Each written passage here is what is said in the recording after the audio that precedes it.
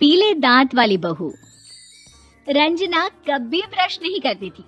उसे कितनी बार उसके माँ बाप ने डांटा, लेकिन उसका कोई असर उस पर होता ही नहीं था, जिस कारण से उसके दांत पीले पीले हो जाते हैं। शादी के बाद अरे बहू, वैसे तो तुझ में कोई कमी नहीं है, पर तेरे दांत इतने पीले कैसे हैं बेटा? कैसे मतलब? कोई सर्जरी थोड़ी ना कराई है।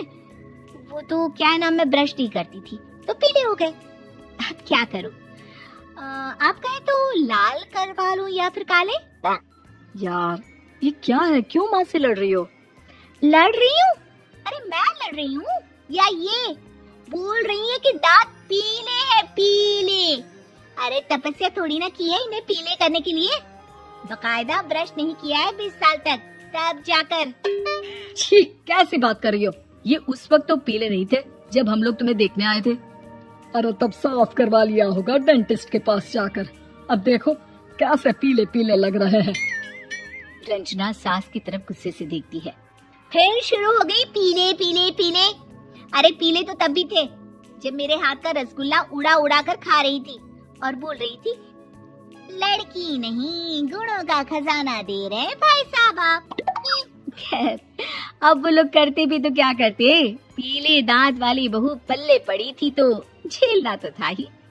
एक दिन कीर्तन में रंजना गाना गा रही थी।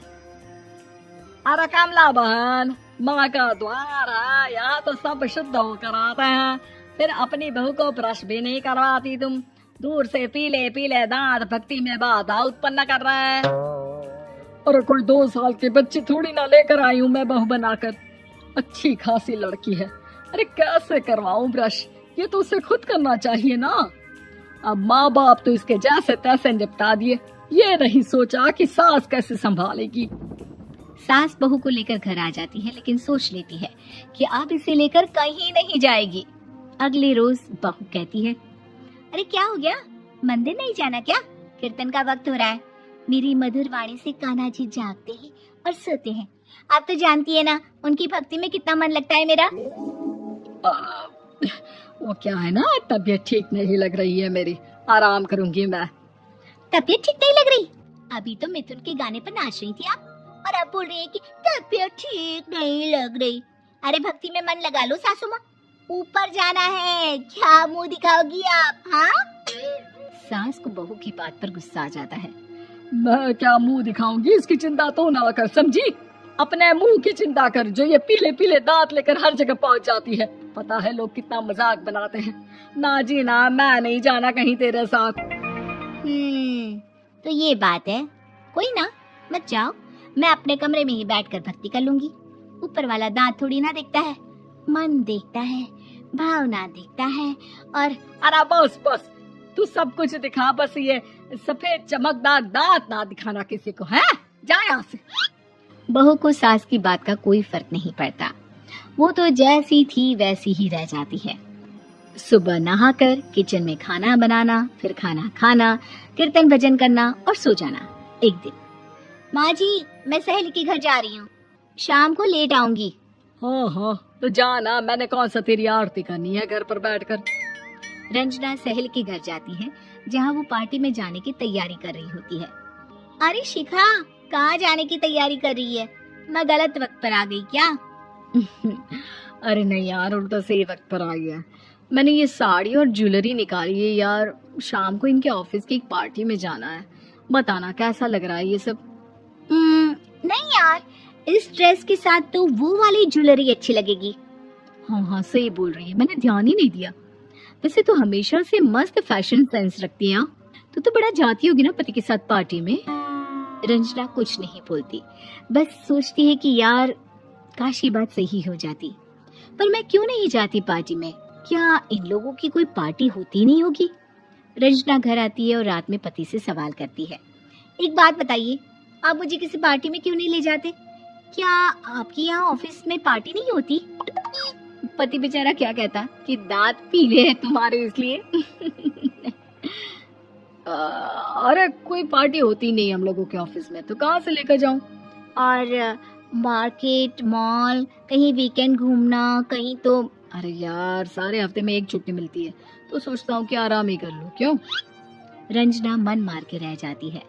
पहले कभी सास के साथ मंदिर जाया करती थी, लेकिन वो भी सास ने ले जाना बंद कर दिया। घर बैठी बैठी रंजना बोर हो जाती है। तभी उसे आइडिया आता है और वो मायके जाने का सोचती है। सासू माँ, 2 दिनों के लिए मम्मी के घर जा रही हूँ। अच्छा अच्छा, ठीक है, आराम से जा। और हाँ, माँ से कुछ अच्छी आदत सीख कर आना कि कैसे शरीर के हर भाग की तरह दांतों की सफाई भी जरूरी होती है, समझी? शुरू हो गई ना आप। वो लोग आपकी तरह नहीं है कि छोटी छोटी बात का बतंगड़ बना दे। उन लोगों के लिए मैं मायने रखती हूँ, ना कि मेरे पीले पीले दांत। रंजना माँ को बिना बताए उन लोगों को सरप्राइज देती है, लेकिन जैसे ही वो दरवाजे पर पहुंचती है, अंदर देखती है कि घर वाले कहीं जा रहे होते हैं। अब माँ, काश रंजना दीदी के दांतों वाली प्रॉब्लम नहीं होती तो वो भी हम लोगों के साथ चलती ना बुआ जी की बेटी की शादी में। हाँ बेटा, लेकिन अब उसे कौन समझाए कि उसको उसके पीले दांत नहीं दिखते, लेकिन उसके आसपास के लोगों को कितना एम्बैरेसिंग फील कराते हैं। मुझे तो कितनी बार उसके स्कूल की टीचर ने शिकायत की कि उसके साथ कोई लड़की बैठना भी नहीं चाहती, और ना ही कॉलेज में कोई उससे बात करना चाहता था। लेकिन पता नहीं क्यों उसे ये बात समझ में ही नहीं आती। कोई कमी नहीं है उस लड़की में, बस यही कि दांत पीले हैं। वो तो भला हो जीजा जी और उनकी माँ का, जो दीदी को जैसी है वैसे ही रखा हुआ है। रंजना को अपने घर वालों की बात सुनकर बहुत दुख होता है। वो सोचती है कि वो क्या करे, लेकिन फिर वो सीधा डेंटिस्ट के पास जाती है, अपने दांत चमकाती है और कसम खाती है कि वो रोज ब्रश करेगी। और क्या हो गया? तुम तो 2 दिनों के लिए गई थी ना।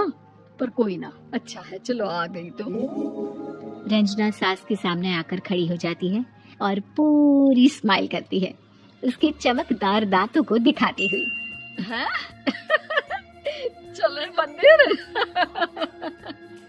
माँ, मुझे माफ कर दीजिए, मैंने आप लोगों को बहुत एम्बैरेसिंग फील करवाया। मैं आज से रोज ब्रश करूंगी।